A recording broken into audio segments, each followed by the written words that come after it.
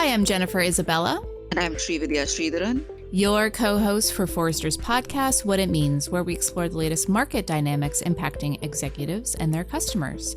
Today, we're joined by VP Principal Analyst Ross Graber to discuss Forrester's 2023 predictions for B2B marketing and sales. Welcome, Ross. Well, thanks for having me.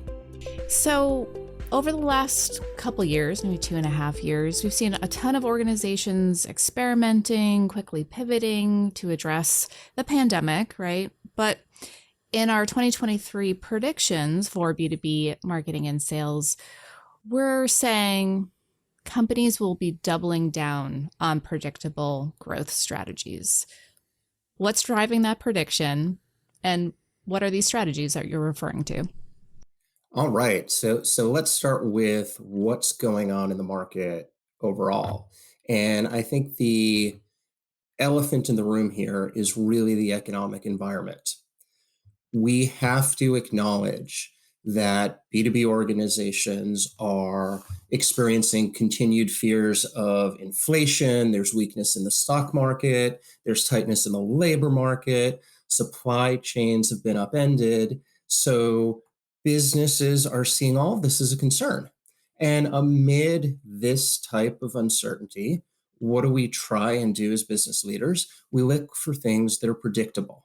And when organizations are looking for predictability, they tend to look back to what they know, and they know their customers, especially if they're doing their jobs well. So we're expecting to see B2B organizations really focus on their existing customer base as a way to get stability in their growth strategies. So, Ross, how does that manifest itself? Can you talk? One of the predictions hits right at the center of this. How does that customer focus come out?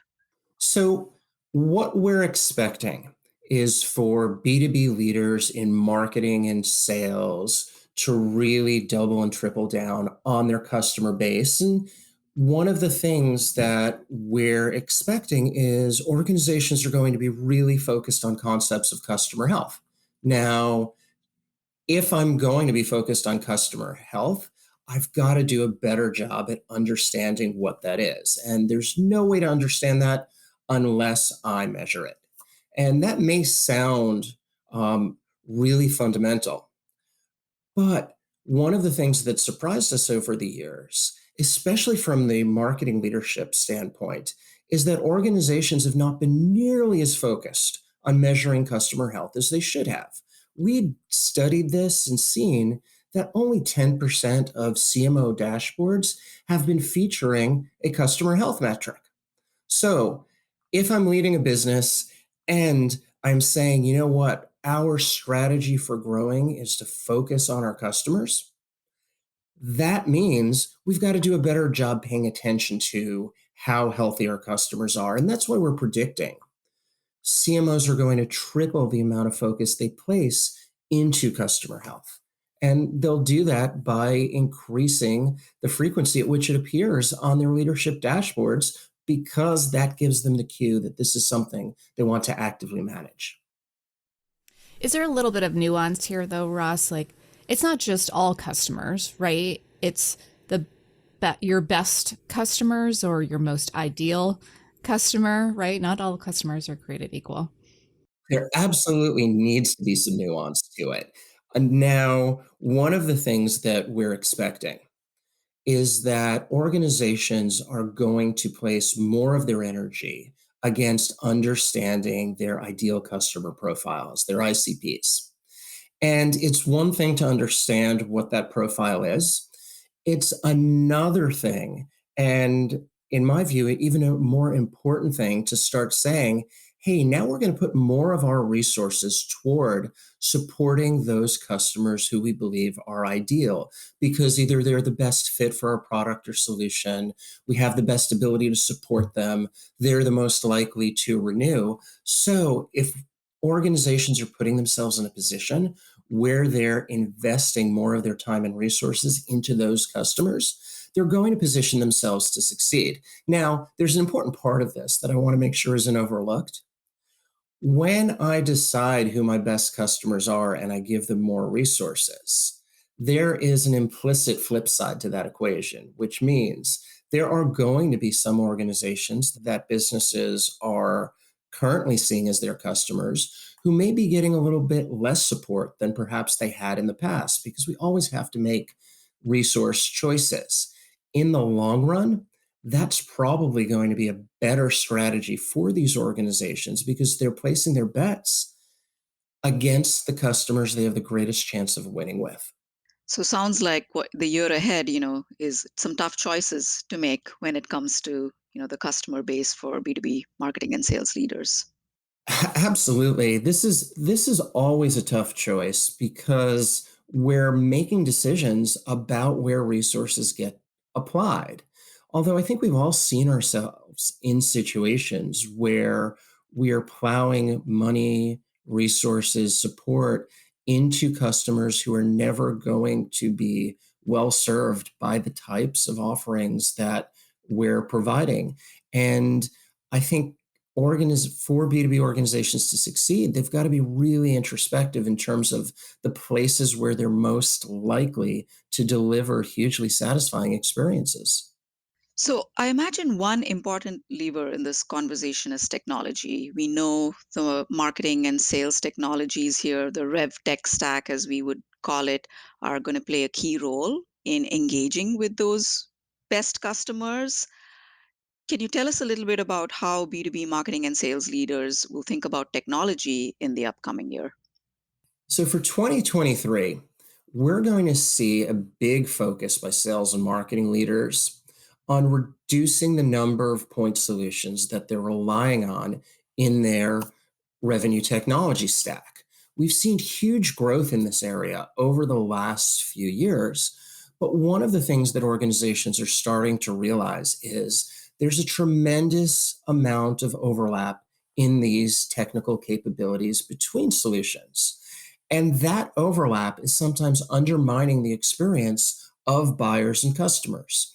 Because as the technologies overlap, they support processes that overlap, it starts to mix the messages that are going out to our buyers and customers. And if you think about a scenario where perhaps an organization is using their sales engagement platform, their marketing automation platform, their ABM platform, all to deliver parts of the experience to their buyers and customers, if those are not well managed, well aligned, they start to deliver conflicting and competing messages. What I expect to see is we're going to see some simplification here.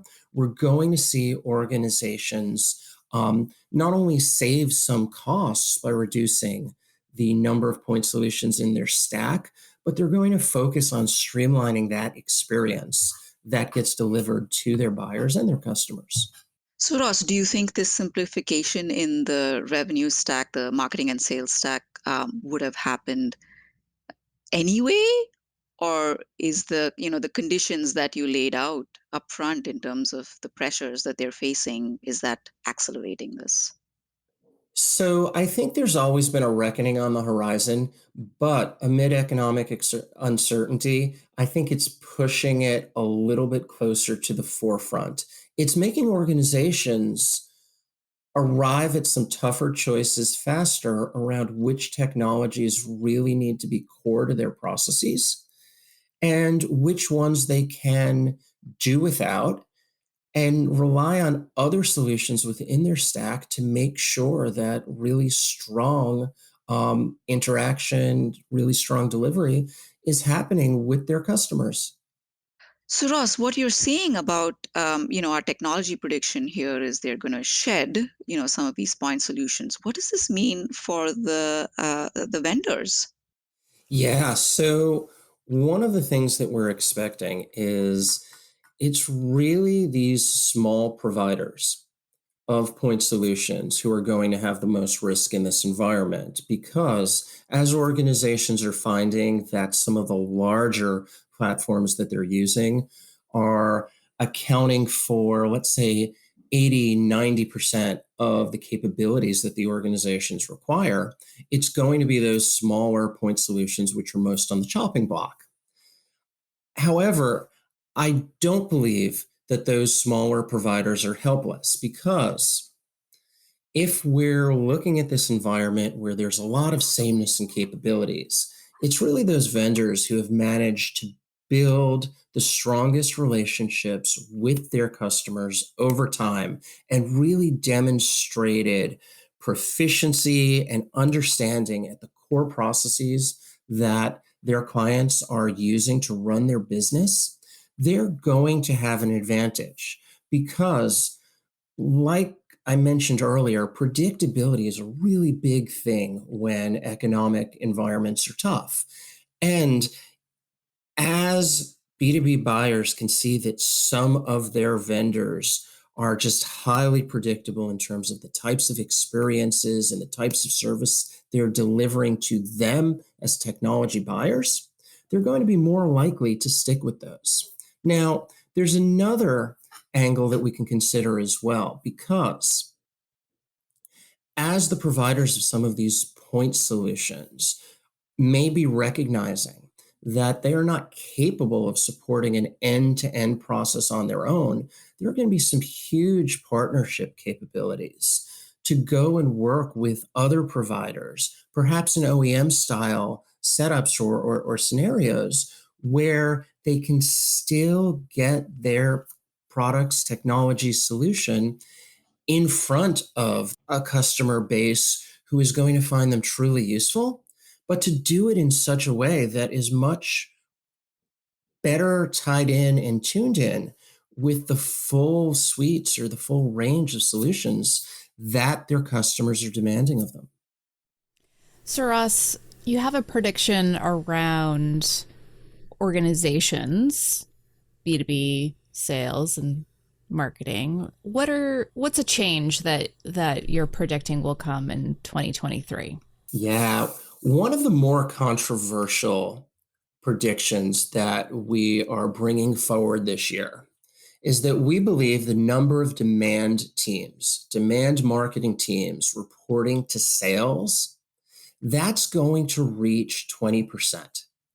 And that is going to come across to a lot of demand leaders as something that can be really, really uncomfortable.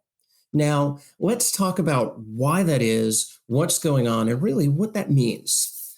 Because the way we see it, the concept of alignment always sits at the very heart of B2B. Marketing and sales need to be tightly aligned around buyers and around customers. Now, as more organizations focus on the entirety of their customer lifecycle, those needs for sales and marketing to be aligned, those are only being elevated. Alignment is more crucial than ever. Now, some organizations who right now are struggling with sales and marketing alignment, they may go for what some of us see as a really quick fix, which is, hey, let's go and put marketing and sales under the same roof, and alignment is going to magically happen. Now, this is one of those cases where I would be really, really happy if our prediction does not come true. If more organizations realize that alignment requires B2B organizations to come to strong agreements on who their customers are, how we're going to support them across different stages of their life cycle, who does what and when, and how we manage the interaction between those internal functions. If I go through that hard work, it doesn't matter where marketing and sales are reporting, because the objective is alignment of the experience on behalf of the customer. And if I can do that, that's how I'm going to create satisfying experience. And that's how I'm going to create success for everyone. Now, one of the things that we've been really keen on promoting is that to make that alignment happen, orgs have to be really focused on the fact that most of their buying or most of their customers are buying from them as part of groups. If organizations work to understand those buying groups and embed that understanding of buying groups into their sales and marketing process, that's where they're going to be much more successful than if they're following um, more of a legacy model, which is focused on individual leads and individual opportunities. Because that individual lead model, where marketing finds a person, hands it over to sales, and says, I'm done with this, that is one of the biggest sources of friction and the biggest sources of misalignment that we see in B2B organizations. So essentially, what you're saying is that the shared accountability of that customer life cycle between marketing and sales, this is a big responsibility for both these groups to drive those experiences across the life cycle. Absolutely. And you keyed in on what I think is a hugely important word, which is this is a shared set of responsibilities. And organizations have to recognize that sales, marketing, customer facing roles have to line up all their ducks to ensure that they're abiding by a common set of guidelines, that they have common objectives, and that they are doing the best for their buyers and their customers. That's where alignment really starts to show itself externally as opposed to being just an internal conversation, which may be characterized in some organizations by bickering and frustration. We want to be able to move past that. So, Ross, another surprising prediction about organizations is that 40% of marketing organizations will lose their channel marketing function. Tell us a little bit about that one. Yeah, this one's fascinating because this is a prediction that I see as being incredibly optimistic.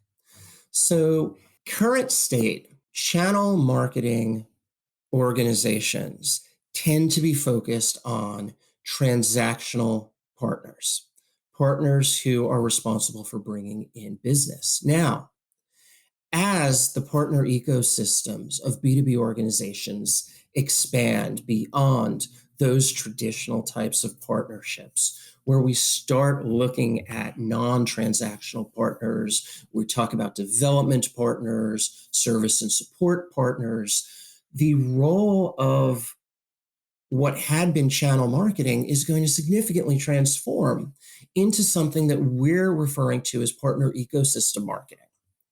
And what that means is what had been a channel marketing function before is now going to be responsible for driving engagement and creating success among so much broader of a set of partners. And that's going to be hugely transformational, not only for the function of channel marketing, but it's going to provide new and greater capabilities for organizations in terms of how they are supporting their customers across the entirety of that customer lifecycle, relying on partners to fill in some of the gaps that perhaps those suppliers, vendors, providers were not providing on their own. It's a much more progressive way to start thinking about the support of the B2B customer. So, you mentioned some big changes, right, for channel marketing and this move to partner ecosystem marketing. Are some of these changes underway, or are you talking about this is like a tipping moment, a moment in time in 23 for this function? So I characterize it as a tipping point moment. We've seen that organizations have been moving toward expanded partner ecosystems for the last couple of years. But I think for 2023, this is when channel marketing fully gets behind partner ecosystems and says, we're going to reimagine the way our function exists within the overall B2B organization. And we're going to actively take ownership for supporting partners of all types. So it's a new mission. And I think that's an exciting thing. So, Ross, we started this conversation with you laying out the conditions in which the B2B marketing and sales leaders are finding themselves in the next year. We talked about sort of tech and org. If there were a couple of actions that you would recommend they take in the next year to really hone in on the customer, to look at their tech stack, to think about alignment differently? What would those strategic actions be? Okay, so our starting point here, and I think you hit it so nicely, Shri, is just organizations have to do a better job focusing on who their customer is, what their customer needs, and aligning around that. Now, the question is, how do we do that? Some of the discussion that we've had up to this point has been all about forcing that level of alignment. And typically, we go back to discussions of, do we understand who our buyers and customers are? Can we sharpen our ICPs or our ideal customer profiles and form agreement around what that audience texture looks like and how we're going to support them? Now, some very practical steps that organizations need to take.